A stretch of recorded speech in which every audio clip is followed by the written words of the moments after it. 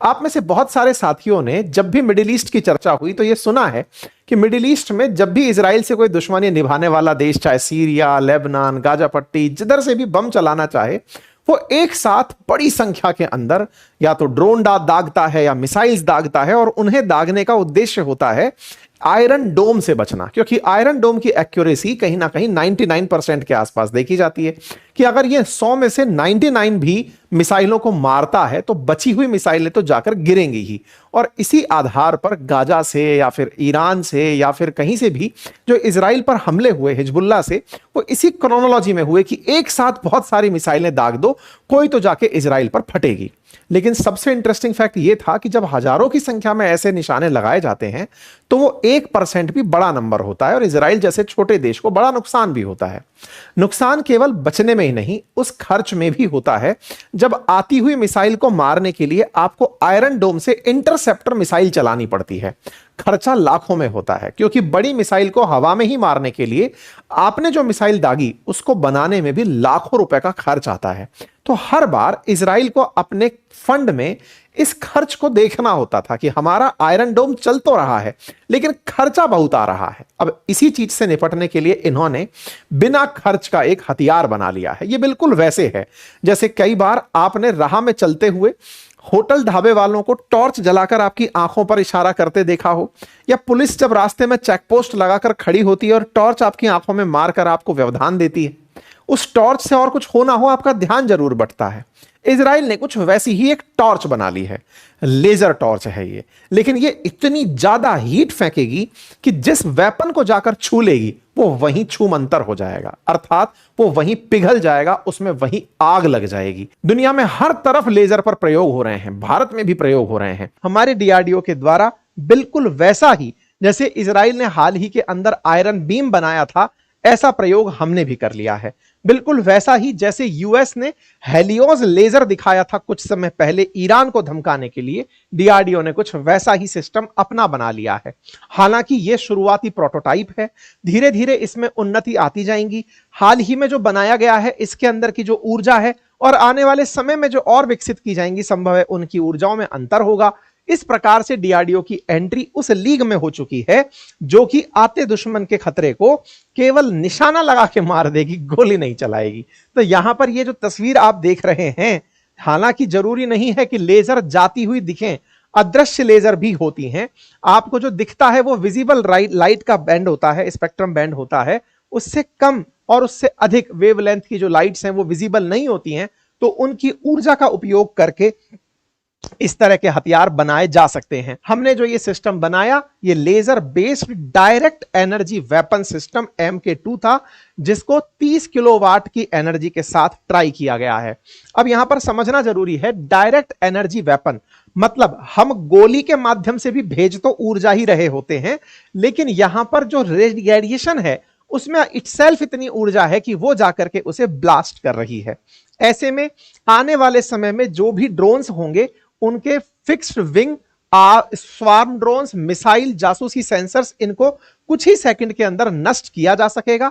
DRDO के द्वारा आंध्र प्रदेश के कुरनूल में बने नेशनल ओपन एयर रेंज पर लेजर बेस्ड वेपन सिस्टम का परीक्षण करके दिखाया। इसमें चेयरमैन समीर वी कामत जो डीआरडीओ के हैं, उनका कहना है कि यह केवल शुरुआत है, आने वाले समय में यह और उन्नत होता जाएगा। तो आपके सामने कुछ तस्वीरें हैं, आप समझे कि यह लेजर बनाने वाली मशीन है जिससे लेजर को फेंका जाएगा। इस मशीन को अभी जो आप घूमता हुआ देख रहे हैं, यह केवल डिटेक्ट कर रही है कि जो भी दुश्मन की तरफ से आ रहा ड्रोन है वो कहां है। इसने डिटेक्ट किया ड्रोन को, उसको मार्क किया और मार्क करके उसके ऊपर लेजर फेंकना शुरू कर दिया। ये लेजर फेंका, कुछ ही देर में जल गया। आप में से वो लोग हाजिरी जरूर दें इस क्लास में जिन्होंने कभी बचपन में उस ग्लास से कागज को जलाया है कि हाँ भाई ये ग्लास यूज करो, इसको तेज हीट पहुंचाकर नीचे कागज को जलाओ। बचपन में अगर वो प्रयोग किए हैं आपने, तो आपने बचपन जिया है, ये पैमाने हैं। तो बिल्कुल वैसे ही समझो कि यहां पर लेजर बीम से ऐसी एनर्जी ट्रांसफर की जा रही है, डायरेक्ट एनर्जी ट्रांसफर है, इसी वजह से डायरेक्ट एनर्जी वेपन आप इसे कह रहे हैं।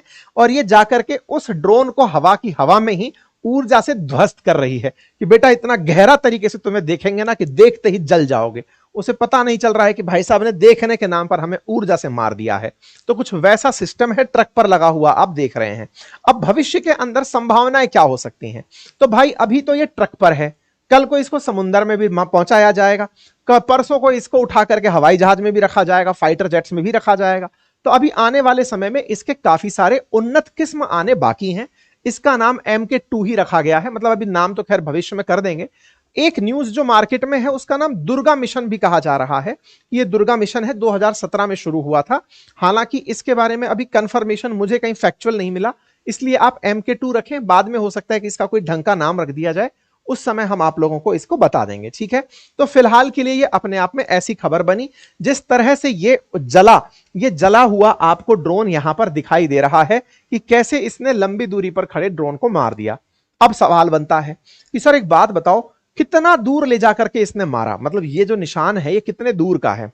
तो देखो इसमें ना एक बड़ी चिंता है, मतलब ड्रोन को मारने का जो ये लेजर वाला वेपन है, जैसे आप भी जब टॉर्च से रोशनी फेंकते हैं तो नजदीक थोड़ा तेज रोशनी है, दूर थोड़ा डिफ्यूज होकर के पहुंच रही है, बहुत दूर थोड़ा और कम पहुंच रही है।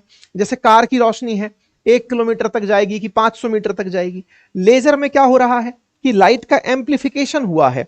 अब वो लाइट जा दूर तक रही है, लेकिन दूरी जैसे जैसे ट्रेवल करेगी उसके माध्यम से जो ऊर्जा जा रहा है, इसमें एक पैमाना यह है कि बहुत दूर तक नहीं जा सकता। इसलिए लेजर वेपन्स की परेशानी क्या है कि ये रोशनी तो दूर तक पहुंचा देते हैं, एनर्जी नहीं पहुंचा पाते। इसलिए ज्यादा पावर वाली भेजें कि ज्यादा एनर्जी वाली, ज्यादा रोशनी वाली भेजें, ये मुसीबत है।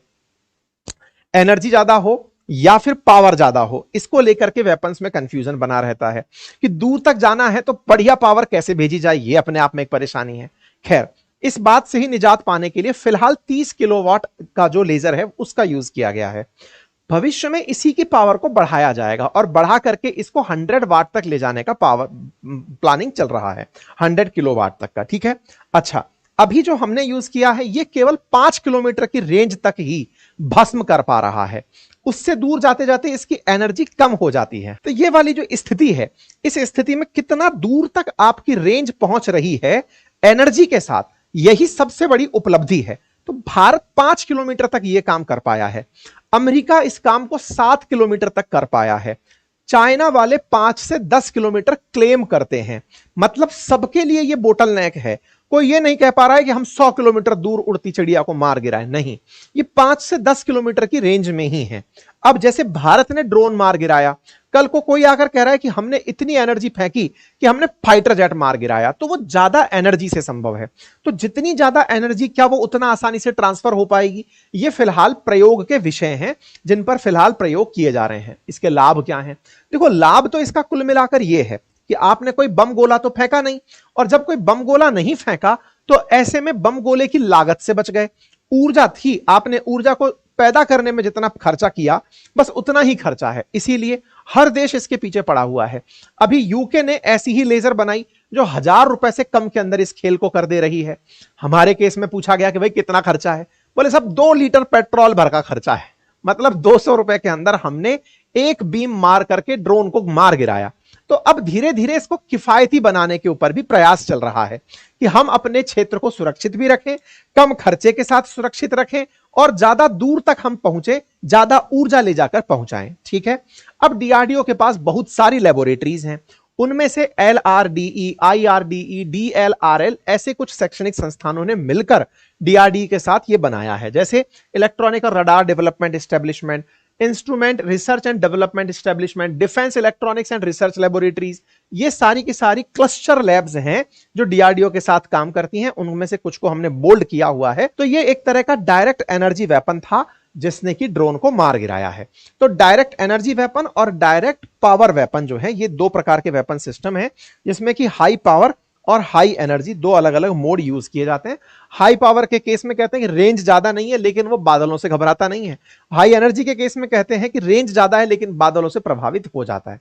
खैर, धीरे धीरे आने वाले समय में ये सब चीजें और उन्नत होती चली जाएंगी।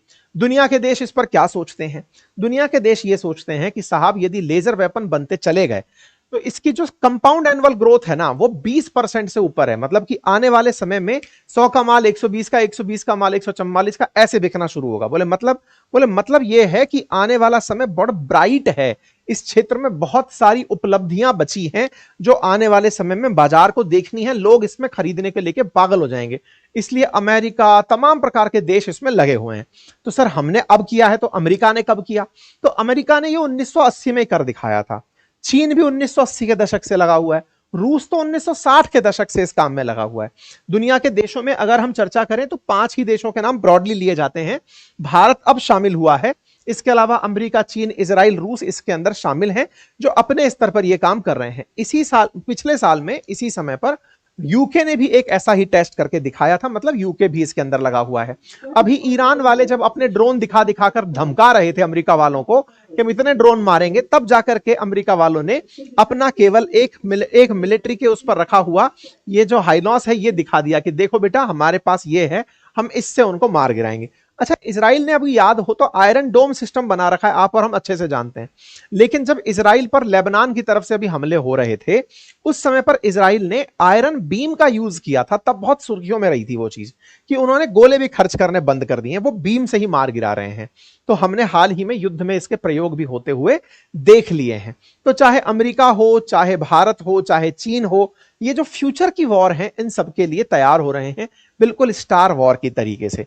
अमेरिका का जो हेलियोस है वो 120 किलोवाट ऊर्जा को ट्रांसफर मार दे रहा है। हम कितने को मार पा रहे हैं? 30 को मार पा रहे हैं, ठीक है। तो ये 120 तक पहुंच गए हैं। तो जितना ज्यादा जो पावर ट्रांसफर कर पाएगा वो उतना उन्नत किस्म का माना जाएगा, ठीक है। तो हमारा डीआरडीओ सिस्टम अब धीरे धीरे इस पर और काम कर रहा है। 30 किलोवाट से अब हम और ऊर्जा बढ़ाएंगे, इस बात को लेकर के खुद जो डीआरडीओ के चीफ हैं उनके द्वारा बयान भी दिया गया, chairman doctor Sameer V Kamat के द्वारा, ठीक है। एक और न्यूज पिछले साल वायरल थी और वो ये थी कि भारत के द्वारा दुर्गा 2 मिसाइल सिस्टम भी बनाया जा रहा है, जिससे हम बैलिस्टिक मिसाइल्स, हाई पावर्ड जो बैलिस्टिक मिसाइल सिस्टम है उनको भी मार गिराएंगे। क्यों ऐसा हो पाएगा? क्योंकि हम उसमें 100 किलोवाट की एनर्जी यूज कर रहे हैं। जैसा मैंने आपसे शुरुआत में कहा, जितनी ज्यादा एनर्जी आप यूज करेंगे रेंज उतनी ज्यादा हो जाएगी।